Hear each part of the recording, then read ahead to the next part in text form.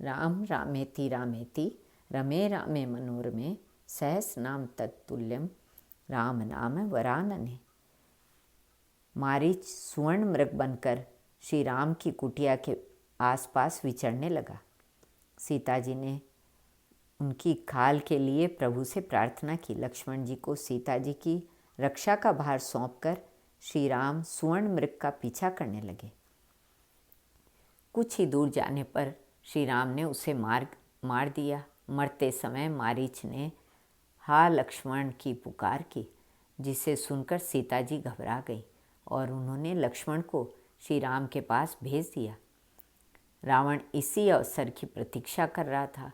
कुटिया में सीता जी को अकेला देख उसने उन्हें बलात् अपने विमान में बैठा लिया और लंका की ओर चल पड़ा। सीता जी अत्यंत करुण स्वर में विलाप करने लगी। गिद्धराज जटायु ने उनका विलाप सुनकर रावण से संघर्ष किया, किंतु रावण के तलवार से आहत हो वे जमीन पर आ गिरे। पंपा सरोवर के ऊपर से गुजरते हुए वहाँ सुग्रीव आदि बानरों को देख सीता जी ने अपने कुछ आभूषण गिरा दिए। रोती बिलखती सीता जी को लंका ले जाकर रावण ने उन्हें अशोक वाटिका में राक्षसियों के पहरे में बैठा दिया। इधर श्री राम मृगछाला लेकर वापस चले। लक्ष्मण को अपनी ओर आते देख वे घबरा गए। कुटिया में पहुंचने पर उन्हें सीता जी वहाँ न मिली। भगवान श्री राम अब सांसारिक विरही की भांति विषादग्रस्त हो गए। अनुज लक्ष्मण के साथ प्रलाप करते हुए वे पेड़ पौधों से सीता जी का पता पूछने लगे और वन मन में भटकने लगे। आगे बढ़ने पर गिद्धराज जटायु पर उनकी दृष्टि गई। घायल जटायु ने उनसे सारी कथा कह सुनाई। श्री राम के कोमल कर स्पर्श से जटायु की सारी पीड़ा जाती रही और वे चतुर्भुज रूप धारण कर प्रभु के धाम चले गए। उनके चलते समय श्री राम ने उनसे कहा, हे तात, सीता का हरण आप पिताजी से जाकर न कहिएगा। यदि मैं राम हूँ तो स्वयं रावण अपने कुल सहित वहाँ जाकर सारा समाचार सुनाएगा। इस प्रकार गिद्धराज जटायु को पितृवत सम्मान देकर श्री राम आगे बढ़े। भगवान श्री राम छोटे भाई सहित भक्तिमती सबरी के आश्रम में पहुँचे। सबरी के मीठे बेरों ने प्रभु को अभिभूत कर दिया। उसे नवदा भक्ति का उपदेश देकर श्री राम लक्ष्मण जब चलने लगे तब सबरी ने उन्हें पंपा सरोवर जाकर सुग्रीव से मित्रता करने की सलाह दी। प्रभु के सम्मुख ही उसने युगाग्नि से अपने शरीर को जलाकर भस्म कर लिया। पंपा सरोवर ऋष्यमुख पर्वत की श्रृंखलाओं से घिरा हुआ था।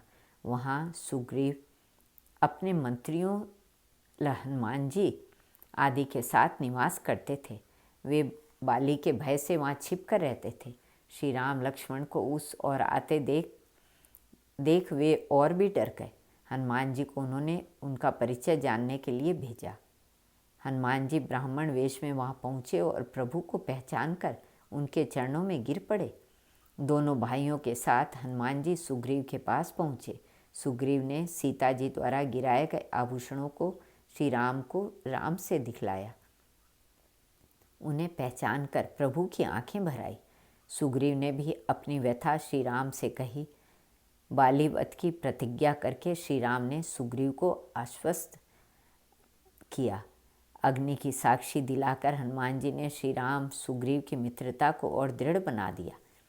श्री राम अब किष्किंधा की ओर चले उन्होंने सुग्रीव से बाली को ललकारने के लिए कहा। ललकार सुनकर बाली दौड़ा। दोनों भाइयों में घोर द्वंद्व युद्ध हुआ। श्री राम के बाण की चोट खाकर बाली धराशायी हो गया। वृक्ष की आड़ से निकलकर भगवान श्री राम ने बाली को उसका अपराध बतलाया। रेसठ सुन, छोटे भाई की स्त्री, बहन, पुत्रवधू और कन्या ये चारों समान होती हैं। इन पर बुरी दृष्टि डालने वाला वध के ही योग्य है। कृपा सिंधु श्री राम ने बाली को भी मुनि दुर्लभ गति प्रदान की। बाली पुत्र अंगद को उन्होंने युवराज बनाया और सुग्रीव को बानरों का राजा। वर्षा ऋतु प्रारंभ हो गई थी। किष्किंधा का राज्य सुग्रीव को सौंपकर प्रभु श्री राम छोटे भाई लक्ष्मण के साथ प्रवर्षण नामक पर्वत पर आ टिके।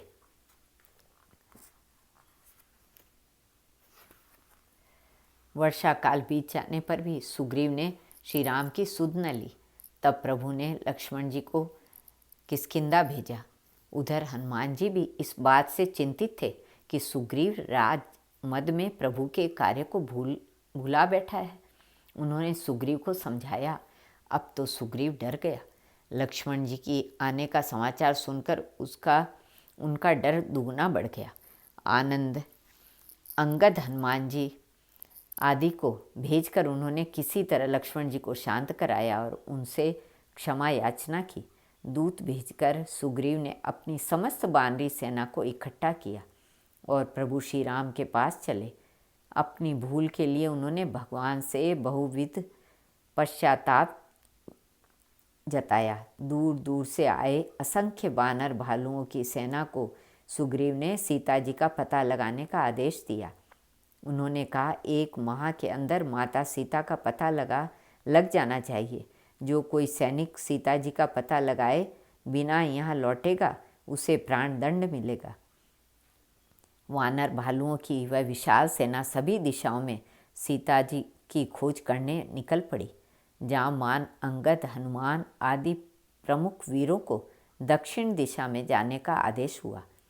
सर्वज्ञ भगवान श्री राम यह जानते थे कि सीता जी का पता लगाने का कार्य केवल हनुमान जी ही कर सकेंगे।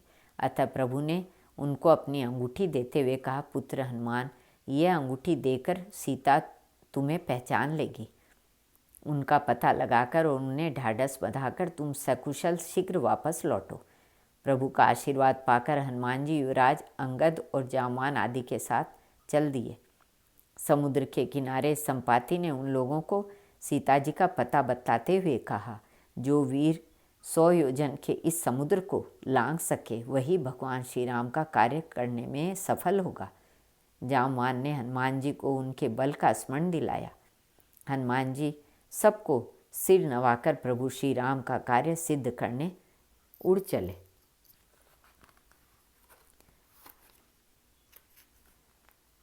सर्पों की माता सुरसा की परीक्षा में सफल होकर तथा राक्षसी सिंहिका को मारकर श्री हनुमान जी रावण की नगरी लंका पहुंच गए। उन्होंने अत्यंत छोटा रूप धारण कर लिया।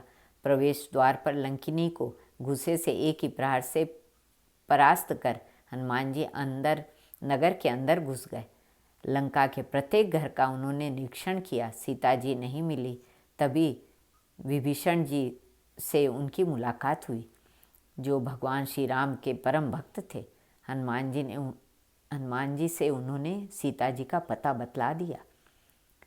अशोक वाटिका में विरहिणी सीता जी की दशा देख हनुमान जी परम दुखी हुए। अवसर देख उन्होंने प्रभु श्री राम की मुद्रिका माता सीता के पास गिरा दी। सीता जी के कहने पर वे निकट गए, चले आए और शुरू से लेकर अब तक की सारी कथा उन्होंने कह सुनाई। सीता जी की अनुमति लेकर हनुमान जी फल खाने और बाग उजाड़ने लगे। रखवाले भागकर रावण के पास गए। रावण ने अपने पुत्र अक्षय कुमार को भेजा। हनुमान जी ने उसे भी मार डाला। अब मेघनाद आया। प्रभु कार्य सिद्ध करने की इच्छा से हनुमान जी उसके ब्रह्मास्त्र में बंध कर रावण की सभा में पहुँचे। रावण ने उनकी पूंछ में आग लगवा दी। हनुमान जी स्वयं जो नहीं जले, हाँ, उन्होंने लंका अवश्य जला डाली।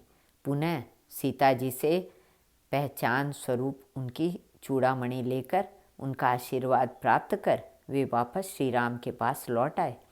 सारा समाचार सुनकर श्री राम ने उन्हें गले लगा लिया। विभीषण ने भी रावण को समझाया, किंतु रावण ने उन्हें लात मारकर लंका से निकाल दिया।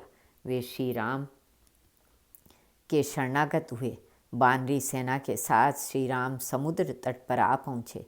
उनके प्रभाव से परिचित होकर समुद्र ने अपने बंधन का उपाय बतला दिया। रमणीय स्थान देखकर वहीं प्रभु श्री राम ने शिवलिंग की विधिवत स्थापना अर्चना की। आज भी अर्चना की। आज भी वह स्थान रामेश्वर के नाम से प्रसिद्ध है। समुद्र पर पुल बांधकर श्री राम अपनी सेना के साथ उस पार उतर गए। रावण को एक बार और समझाने के उद्देश्य से उन्होंने युवराज अंगद को भेजा। अभिमानी रावण अपने हट पर अडिग रहा। वानर भालुओं की विशाल सेना ने श्री राम की अनुमति पाकर लंका पर आक्रमण कर दिया। घमासान युद्ध होने लगा। राक्षसों के समूह नष्ट होने लगे। रावण का सबसे बड़ा पुत्र मेघनाद युद्ध भूमि में आया। उसकी वीर घातिनी शक्ति से लक्ष्मण जी को मूर्छित कर दिया।